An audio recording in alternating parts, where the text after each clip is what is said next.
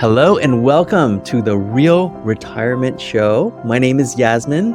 And I'm Kathleen. In this bonus episode, Kathleen and I dive into a topic that touches the hearts of many retirees and those nearing this significant life chapter. And that's the profound sense of loneliness that can accompany retirement. We'll explore the concept of propinquity, a key to fostering closer relationships, and how it can be applied to enrich our retirement experience. Join us as we discuss the importance of community, shared experience, and the journey of transition into this new phase of life, offering insights and stories to guide and inspire. So whether you're retired, planning for it, or supporting someone who is, this mini episode promises to be an enlightening and heartwarming journey into making the most of our retirement years. Let's join our conversation. Right now, whether you're retired or not, loneliness is a huge epidemic. As connected as we are online, in many ways, we're lacking that intimacy, that support. And this year's focus is really about bringing people together to remind us that we're not alone, to share on this journey. And there's this term that I recently learned. It's called propinquity. And I hadn't heard about it until literally last week in a conversation with a friend of mine. And propinquity is this concept of closeness and intimacy in relationships. And that closeness happens based on three key factors. And this was a research project that was done at MIT, where they discovered that those three factors are, first, frequency, how often you connect with someone, also the affinity, which is the things that you share in common, and the proximity. Now, our vision is through this show, this podcast, as well as our community experiences, that we bring people together. Proximity, whether it be virtually or in person, frequently on a regular basis, and to share these common challenges that we face. And our goal is to elevate what's called the propinquity effect. And that way we invite people to not feel alone, but to know that there's others that are out there.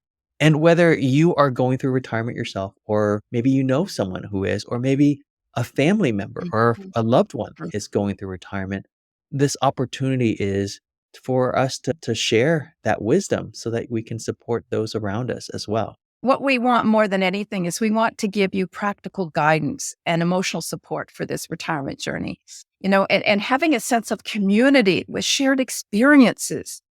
Those are the things that are really high on our priority list, and we hope that they are on yours as well. I was a business coach for 10 years, and I remember one of the first thing I would say to any of my clients is, why on earth would you expect to have to do this alone? Especially as an entrepreneur. You need someone to help you guide the way. And that's really what retirees are. They're kind of like entrepreneurs that are entering into this world that they've never done before. They've never been there. They shouldn't do it themselves. And they don't have to. We are going to offer community workshops so that people with like-minded interest in certain topics can get together and have a conversation. And of course, the experts that we bring in along the way will certainly highlight some of these. But, it's time to listen, process, and engage in our community. You're spot on, Kathleen. And I just want to take a second here and share my transition, if you will. One of the things that I did in my transition was to prepare 2 years in advance. I knew that it would take at least 2 years to sell my businesses. And in fact, I was spot on, except COVID got in the way. So if you take COVID out of the picture, I'm spot on. But in that planning, I decided, where do I want to live? How do I want to live? Do I want to have an exciting life again? Do I want to write another book? What do I want this next journey to look like? So as I kind of documented in my mind, saying yes to everything and deciding, did that really bring me joy? Those are the things that shape our experience for the future. And I think that when we realize all of the ups and downs that we've had in our life, really positions us to have the knowledge and the background of what we don't want. Just as much as not knowing what we do want, we have to single out what we don't want. And I think that I've always believed that relationships have a life expectancy. And so trying to hold on to friendships that really have expired, I'm going to just say it that way, is critical for your next step because you have to open your life to new experiences. And I really think that what you have done provides you for what you will do. Wow. That letting go piece is so important, not only at this stage, but any stage in our life, that letting go of the past, the attachment. Well, Kathleen, I remember you sharing that when you officially stepped into retirement, you were saying yes to everything. Tell me a little bit more about what that was like and what that was about. Thanks, Yasmin, for remembering that. Not only did I sell my businesses, I had 5 franchises, I sold those.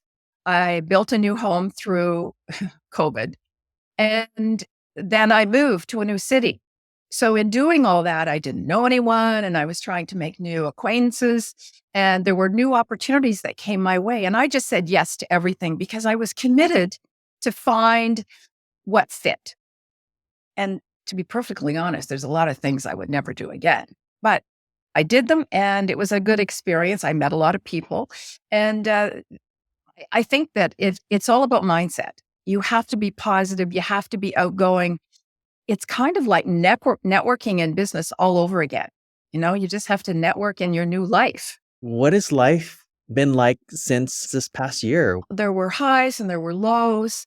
There was excitement. There was a lot of joy.